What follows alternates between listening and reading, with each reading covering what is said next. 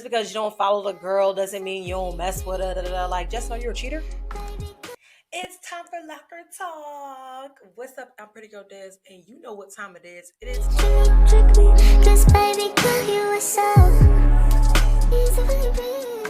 our first topic: Justin Fields and the Chicago Bears. Now, when I said that they failed that boy, they definitely did. I don't care what nobody say. They failed him. So just it was right. It was right that he unfollowed them because he's done. He's over it. I'm ready to go. Okay, and I would be too. His quarterback coach was not the right quarterback coach for him, and I think that not finding him a good fit and wanting him to be your franchise was just kind of crazy. Within itself, we've heard all season how the organization falters when it comes to just certain things, and they just haven't been a good organization. So I feel like if it's his time to go, it's his time to go. They probably will get Caleb Williams if that's the case, if they're going to let Justin go, and they're going to do the same thing to Caleb that they did to Justin. I have to see something different for me to believe something different. But unfortunately, I feel like this is now their second or third quarterback that they've ruined. And I just feel like Justin is going to have a very long and hard time trying to develop into a great quarterback because I feel like he's lost a lot of time. That's like me coming off when I was active duty, talking about I wanted to be a cheerleader. Baby, I had to make up for that lost time. Yeah. So Justin, he's going to have to get it together. And his little saying, like, just because you don't follow the girl doesn't mean you don't mess with her. Like, just know you're a cheater. But we knew that already. We knew that already. Anyway, moving on. The Denver Broncos have released Russell Wilson. So before I even put this on Locker Talk, I already knew this was going to happen because literally the second bullet point on my locker talk is where will Russ go? We knew he was leaving. They had that trouble that they had back in October, and they probably had it before October. And Russ at the beginning of the season he was looking rusty. Unc was looking like an unk. Okay? He was. Don't try to hold it. Don't try to. He was looking like an unk. He was looking a little rusty, but then suddenly he turned it around. Maybe when he found out that they was like, if you don't do what you gotta do, we're going to probably cut you. And he was like, all right, I'm gonna play. I'm gonna do my thug thizzle so I can get up out of here. He probably wanted to go. That's it. He wanted to go. This whole time I'm thinking that, Denver just turned on him. Nah, I think he turned on them. He said, I don't want to be there no more and I'm ready to go. So I'm about to put on. I'm about to put on so people can see the type of work I can still do so I can get it up out of here. So yeah, people are saying that his landing spots, his three top spots are Steelers, Falcons, and Raiders. Not really sure about that. Steelers are allegedly saying that they're not looking at anybody, but although we need to be, we need to be. We're not going to touch on that. We're not going to touch on that. Raiders, I'm not sure. I haven't heard much talk about that. I don't know if he will actually be a fit for that team. I don't see him really being a Raiders fit, in my opinion. And then the Falcons, but allegedly the Falcons are looking at Justin Fields. So you better find out where you're going. You better find out fast. All that's what I'm saying. Okay, bye. Moving on though, the Bills are sweeping the room clear. Do you hear me? The Bills didn't cut about 3 or 4 players already, and they said we're done. Good night. You're out of here. They said they're tired of losing to Patrick Mahomes. They tired. They want to win. Okay? So if you can't help them win, you got to go. All right? And they didn't cut the people and they said you got to go. Well, all right. It's not really good tea though. What is good tea is Quandre Diggs getting cut on his day off, baby. He made a tweet and said, I got fired on my day off. Damn. Well, yeah, damn. When I looked at them stats, I was like, damn. So, yeah, Seattle said, baby, every day's your off day. So go on ahead and move along. Go get someone else to do it. We tired. We can't do it no more. Anyway, moving on. Nate Robinson is in kidney failure. I know I just went from clowning and joking to being a little bit more serious, but I saw this going all over social media. And I was wondering, like, dang, where did he go? The last that I heard about Nate Robinson was when he did that boxing match with that boxer and got completely obliterated. I didn't say that word right, but don't, whatever, whatever. You know what I meant. Um, yeah, but it's sad. That's sad. I really hope that he finds a kidney. I really hope that something is able to be done with him. And he's so young. Like, oh my gosh. I'm not going to talk about that anymore. But it is a hot topic and it is a need to know topic. So I'm putting it out there. Prayers up to him.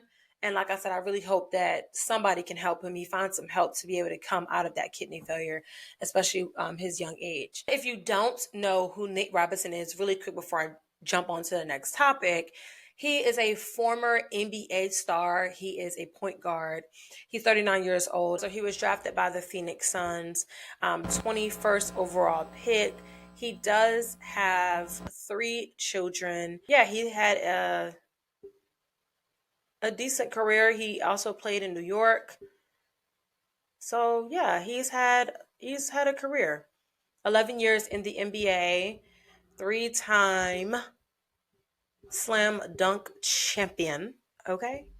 So I hope the best for him. But I'm gonna get off of it because I don't really want to get emotional. Okay, so moving on. It's almost time for March Madness. Y'all know how I get excited every time it is time for March Madness. Okay? Selection Sunday is March 17th. March 17th. I'm not going to do a bracket until I know who was selected. I know some people have already started some brackets. They already got some things going. I'm not doing that. When the teams get selected, I like to do my videos where I come and tell you who is selected, what's going on, what are the dates, times, areas, all of those things. But if you need to know that information before I get it out to you, you can't be patient until I get it to you. You want to find out for yourself, you can always go on ncaa.com/March Madness and look up for the tournament. Y'all know last year I came with the women's basketball. I followed them the entire time. I plan to do the exact same thing. I love the men. I love you. I love you so, so much. But when it comes to March Madness and these big tournaments, I'm going to be following the women's. I do give updates for the men, but I wouldn't be a pretty girl that loves sports if I didn't talk about the women in sports. That's why I'm here. So I am going to be following the women. So I'm going to do a women's bracket. I will do a men's bracket because I know that some men want to talk about it, be a competition about it. Last year, I was forced by some of my followers to do a men's bracket, but it was very, very late. So I'm going to do that bracket when I do my women's bracket so I can have both my brackets at the same exact time. So be on the lookout for that after March 17th. It won't be far after that because they don't wait to start playing. Okay. So I just had to make that announcement that is coming back and that I'm coming back with all my March Madness content. So make sure that you are ready to like, share, subscribe, all of those things. Make sure you're commenting on these videos. Comment on the videos. Thank you. Okay. Moving on. In terms of WNBA news, since we're here talking about basketball, WNBA is getting ready to come back and they're getting ready to go into the draft. Caitlin Clark has declared for the WNBA draft. As we know, she's going to be the number 1 overall pick. I don't even think we have to think about it. We don't have to think about it. We don't have to worry about it. We don't have to do anything. We know that she's going to go number 1 all around. And she is going to be the new running face of the WNBA. Just like Aaliyah Boston was last year, she's going to now be that girl. And I'm looking forward to seeing everything that she can bring to the court. She's an amazing player. We already know that, from setting records to breaking records to just bringing so much excitement and bringing so much viewership to basketball. It's insane. She has been one of the top players that has been talked about for years now. And it's really spiked this year because it's her senior year. She's decided that she's going to come into the draft. So I think this is a really, really great time for the WNBA. Not only do they already have their stars that everybody loves and is talking about, they're now going to bring a new found audience into the WNBA. So I feel like that's going to help it push. So that way there's more eyes on these games. There's more viewership on these games. There's more participation in their events because it's deserving. It's deserving. Y'all know how I feel about my WNBA girls. Y'all know I really want to be a basketball player in another life, but I just couldn't. I just couldn't do it. So yeah, my basketball girlies, they dip it into it and I love it. So I just love where the state of women's basketball is currently at and where I projected to see it going. I'm excited about it. So if you're not excited, you're a hater. That's all I gotta say. Anyway, Brianna Stewart is going back to New York. We have not heard about Jonquel Jones yet. At least I haven't. But if she's going back, y'all need to go ahead and run it back. Run it back. Go back to the championship and win this time. Thank you. Moving on. I do want to talk about going back into football because this is all the way down my list. I'm looking at my list as I'm looking at the camera. But Jennifer King has been hired to go to the Bears. I love this. If you don't know who Jennifer King is, please scroll down. Actually, I'm going to put all of the women that I highlighted and put their stories. I'm going to make them highlight reels on top of my page. I did an article about her maybe last year about her journey into football. She was with the Washington Commanders when it was the Washington football team and then the Washington Commanders. And now she is going to be moving up to be a coach for the Chicago Bears. It's such a huge, monumental moment. Oh, I love it. I love it. I love it. I love it. You know how I love women in coaching. I love it. So I'm super excited to see what she brings to the Bears. Hopefully she can help turn the organization around. I don't think so, but hey, that's just what it is. Okay? Yeah. Going into some more college news, which I don't really talk a whole lot about college unless it's something that's like super crazy, super important. But have y'all heard the story about Alabama A&M, the school and the taxes and stuff? Y'all didn't hear about that? Well, I'm about to tell you. So, allegedly, Alabama A&M has been taking students' Social Security numbers and filing taxes for them in their name. I don't know if it's for them, but it's in their name with their Social Security numbers. This was a scandal online, and not a lot of people were talking about it. Now, before y'all start, I am not here to bash or bring any bad negativity. I'm here to talk about what was put out for public knowledge. If you don't like that, that's not my fault. Okay? Yeah. But we're going to talk about it.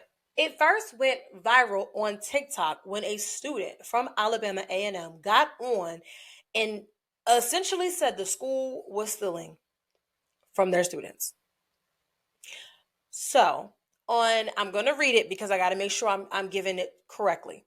On Monday, February 12th, 2024, Alabama A&M and its administration were made aware of several incidents whereby students' Social Security numbers were potentially compromised.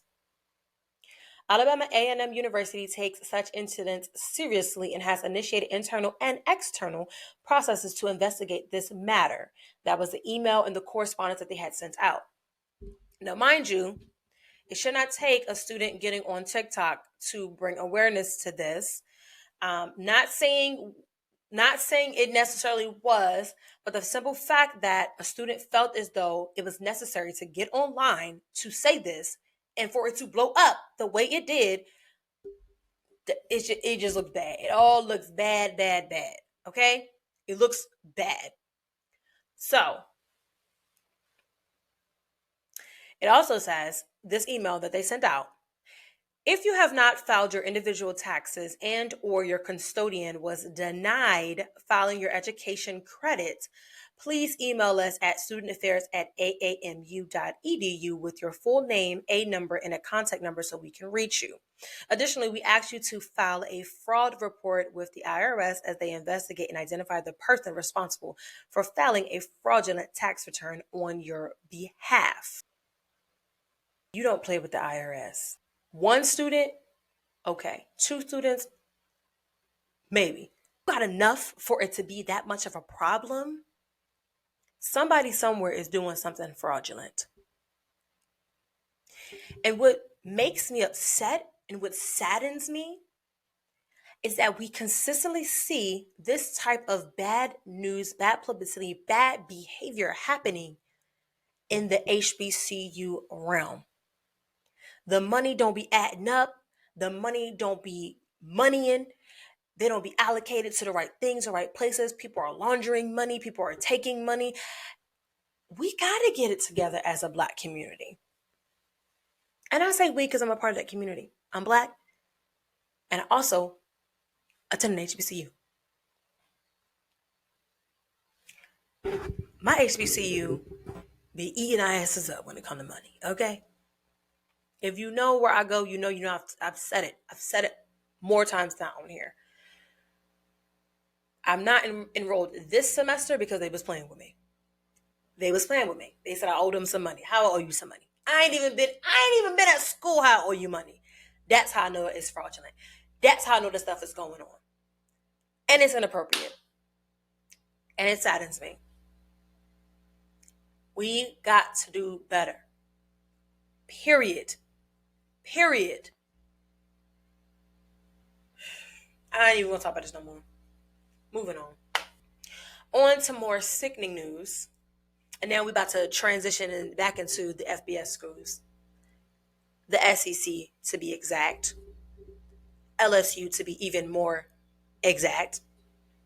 LSU student arrested on child porn charges after using his LSU email to upload explicit images and talk to minors. Baby, you're on a campus with how many women? How many? How many women you on campus with? This ain't no small campus, child. You on campus with so many women. And you mean to tell me, not only did you do sexual predator behaviors, you did it with your school email, baby. This is why No Child Left Behind baby, you don't use your school email for illegal activity. Okay? That's just no brother. You just don't. You also just don't do illegal activity. But if by any chance you decided that you wanted to do something illegal, right? No judgment. You do what you only God can judge you. So you just don't use your student email. Come on, bro. Come on, bro.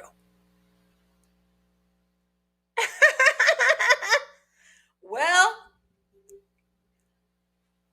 he gonna get what's coming to him. I just wanted to put that out there because I figured it was news that people needed to know. Moving on. Condoleezza Rice, you know, the Black Republican lady, and meant business. Low-key, I kind of loved her. I did. If you don't know, she was the former Secretary of State. And as I said, you got to know her face to be able to know what I mean and know what I was saying. But her and the co-CEO, Melody Hobson, recently made history by becoming the first Black woman to partly own an NFL team.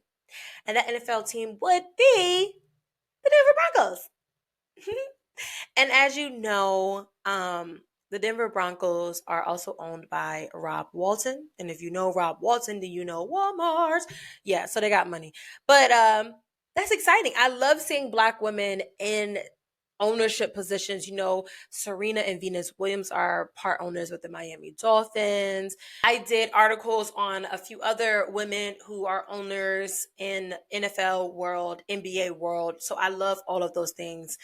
And it just makes me so happy when I see women of color prevailing. I love it. I love it. I love it. I love it. I love it so freaking much. It means so much. Because we don't see enough of it.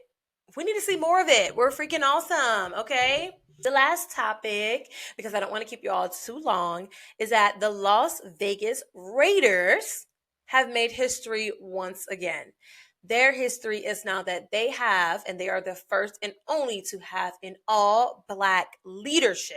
So in 2023, according to US Today, they upped the ante when it comes to diversity, and they now have an all-Black leadership.